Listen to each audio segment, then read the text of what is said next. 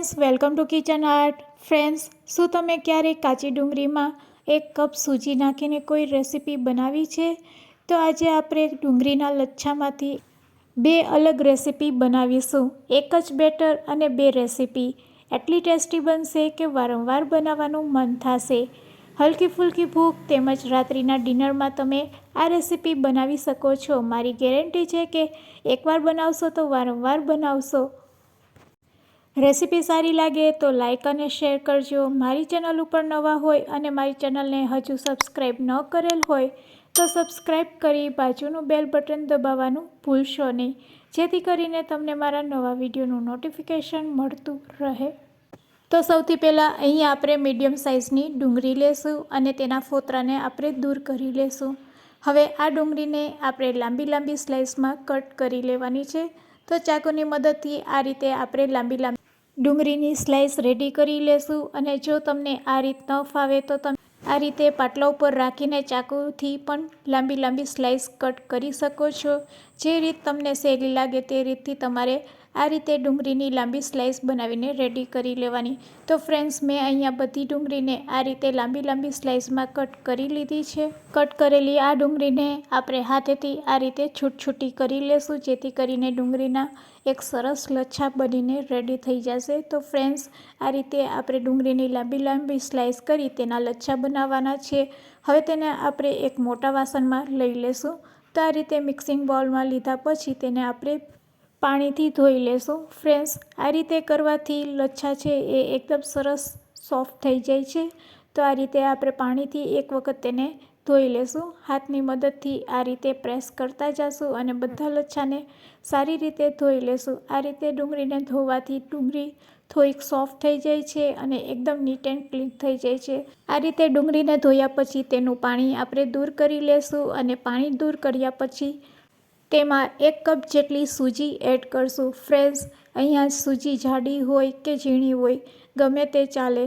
તમે રવો પણ લઈ શકો છો. અને બસ આ રીતે રવો અથવા તો સૂજીને એડ કર્યા પછી હાથેથી તેને આપણે ડુંગળી સાથે મિક્સ કરી લેશું. આ રીતે સારી રીતે મિક્સ કર્યા પછી તેમાં આપણે બાઇન્ડિંગ માટે ચણાનો લોટ એડ કરશું. તો ફ્રેન્ડ્સ, એક વખત સૂજીને આપણે ડુંગળી સાથે સારી રીતે મિક્સ કર્યા પછી તેમાં આપણે 2 ચમચી જેટલો બેસન એટલે કે ચણાનો લોટ એડ કરશું અને તેને પણ સારી રીતે આપણે મિક્સ કરી લેશું, જેથી કરીને તે ડુંગળી સાથે સારી રીતે મિક્સ થઈ જશે. અને પછી તેમાં આપણે બધા મસાલા એડ કરશું. તો ફ્રેન્ડ્સ, આ રીતે લોટ એડ કર્યા પછી હવે તેમાં આપણે એડ કરશું મસાલા. તો અહીંયા આપણે સ્વાદ અનુસાર મીઠું નાખી દઈશું. અડધી ચમચી જેટલો હળદર પાવડર એડ કરશું. અને બસ હવે સમારેલા લીલા મરચાં 1 નંગ એડ કરી દઈશું. તીખાશ વધારે પસંદ હોય તો તમે 2 મીડિયમ સાઇઝના મરચાં પણ એડ કરી શકો છો સમારીને. તો બસ આ રીતે લીલા મરચાં એડ કર્યા પછી તેમાં આદુ લસણ મરચાંની પેસ્ટ એડ કરશું. 1 ચમચી જેટલી આદુ લસણ મરચાંની પેસ્ટ એડ કર્યા પછી અહીંયા આપણે 1 વાટકીમાં છાશ લેશું અને થોડીક છાશ તેમાં એડ કરતા જશું અને આ રીતે ઘટ બેટર બનાવીને રેડી કરી લેશું. ફ્રેન્ડ્સ, અહીંયા આપણે એકસાથે છાશ એડ નથી કરવાની. બસ આ રીતે થોડીક છાશ નાખતા જશું અને આ રીતે ઘટ બેટર રેડી કરી લેશું. તો આ રીતે મિશ્ર છે એ મિક્સ થઈ જાય એટલે તેમાંથી આપણે અડધું મિશ્ર 1 વાટકામાં કાઢી લેશું. તો ફ્રેન્ડ્સ, અહીંયા આપણે 2 રેસીપી બનાવવાના છે. તો તેના માટે આપણે અડધું મિશ્ર છે એ 1 વાટકામાં કાઢી લેશું અને રેડી કરેલા બેટરમાંથી 2 ભાગમાં આપણે ડિવાઈડ કરી લેશું. હવે એક મિશ્રમાં ફરીથી આપણે રવો એડ કરશું. તો ફ્રેન્ડ્સ, અહીંયા આપણે ફરીથી 2 ચમચી જેટલો રવો એડ કરશું અને રવો એડ કર્યા પછી ફરીથી તેમાં આપણે છાશ એડ કરશું. તો અહીંયા આપણે થોડુંક પતલું બેટર બનાવવાનું છે. તો આ રીતે રવો અને છાશ બંને મિક્સ કર્યા પછી તેને સારી રીતે મિક્સ કરી લેશું. હવે બેટર કેટલું ઘટ રાખવાનું છે તે પણ હું તમને બતાવું છું. બસ આ થિકનેસ જ આપણે રાખવાની છે. અને આ રીતનું જો બેટર રેડી થઈ જાય એટલે આપણે ગેસ તરફ જાશું. તો ફ્રેન્ડ્સ, અહીંયા આપણે ઈનો કે સોડા કંઈ પણ એડ કર્યા વગર આજે આપણે આ નાસ્તો બનાવવાના છે.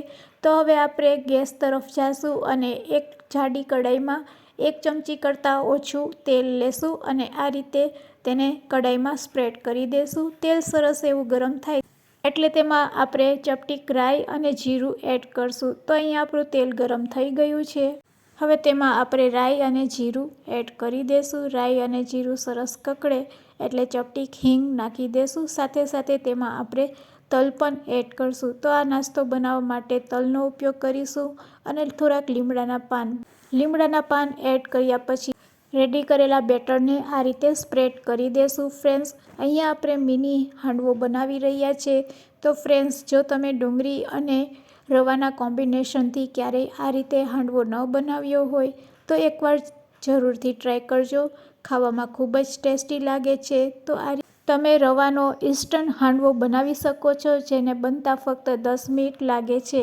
તો ફ્રેન્ડ્સ, હવે આપણે તેને લીડથી ઢાંકી દેશું અને મીડિયમ ટુ લો ફ્લેમ ઉપર એક બાજુ થવા દેશું. એક બાજુ સારી રીતે ચડી જાય એટલે તેને આપણે પલટાવી લેશું. તો ફ્રેન્ડ્સ, આ રીતે એક બાજુ સરસ પાકી જાય એટલે તેને આપણે તવેથા અથવા તો સ્પેચ્યુલાની મદદથી પલટાવી લેશું. આ રીતે પલટાવ્યા પછી તેને ફરીથી આપણે લીડથી ઢાંકી દેશું અને બીજી બાજુ ચડવા દેશું. તો ફ્રેન્ડ્સ, આ રીતે આપણે હાંડવો બનાવીને રેડી કરીશું. તો ફ્રેન્ડ્સ, અહીંયા આપણો હાંડવો બનીને રેડી થઈ ગયો છે. બસ હવે રેડી કરેલા આ હાંડવાને આપણે એક પ્લેટમાં કાઢી લેશું. બંને બાજુ સરસ પાકી જાય એટલે તેને આપણે પ્લેટમાં લઈ લેશું. તો અહીંયા આપણી એક રેસીપી રેડી છે. તો ચાલો હવે આપણે બીજી રેસીપી બનાવીશું. તેના માટે એક કઢાઈમાં તેલ ગરમ કરીશું અને તેલ સારું એવું ગરમ થઈ જાય એટલે ગેસની ફ્લેમ લો કરી દેશું અને ગરમ તેલમાં આપણે આ રીતે ભજીયા પાડી લેશું. તો ફ્રેન્ડ્સ, આ ખીરામાંથી ભજીયા પણ ખૂબ જ સરસ બને છે. એકદમ ક્રિસ્પી અને ટેસ્ટી બને છે. અંદરથી સોફ્ટ, ઉપરથી ક્રિસ્પી એવા ડુંગળીના ભજીયા પણ તમે આ રીતે બનાવી શકો છો. તો આ રીતે ભજીયાને તેલમાં ડીપ કર્યા પછી તેને આપણે પહેલાં ચાકુથી આ રીતે છૂટા કરી લેશું. ચાકુથી આ રીતે છૂટા કર્યા પછી હવે આપણે ઝારાની મદદથી તેને તળી લેશું. તો ફ્રેન્ડ્સ, એકદમ સરસ ગોલ્ડન બ્રાઉન કલરના થાય ત્યાં સુધી આપણે તેને તળીશું. અહીંયા આપણે ગેસની ફ્લેમ મીડિયમ ટુ લો રાખીશું, એ વાતનું ખાસ ધ્યાન રાખવાનું છે. અને તેલ ઠંડુ થઈ જાય તો જ અહીંયા આપણે ગેસની ફ્લેમ હાઈ કરીશું. અહીંયા આપણે તેલને ઠંડુ થવા નથી દેવાનું, એ વાતનું ખાસ ધ્યાન રાખવાનું છે. અને ભજીયા ગોલ્ડન બ્રાઉન કલરના થાય એટલે તેને આપણે એક પ્લેટમાં કાઢી લેશું. તો ફ્રેન્ડ્સ, અહીંયા આપણા ભજીયા સરસ તળાઈને રેડી છે. ચાલો તેને એક ડીશમાં કાઢી લેશું. આ રીતે આપણે બીજી બેચના ભજીયા પણ તળીને રેડી કરીશું. તો ફ્રેન્ડ્સ, અહીંયા એક જ બેટરમાંથી 2 નવી રેસીપી બનીને રેડી છે. તો ફ્રેન્ડ્સ, આજની બંને રેસીપી તમને કેવી લાગી તે મને કમેન્ટ્સમાં જરૂરથી કહેજો. અને રેસીપી યુઝફુલ લાગી હોય તો તમારા ફ્રેન્ડ્સ, મિત્ર અને ગ્રુપમાં શેર કરવાનું ભૂલશો નહીં.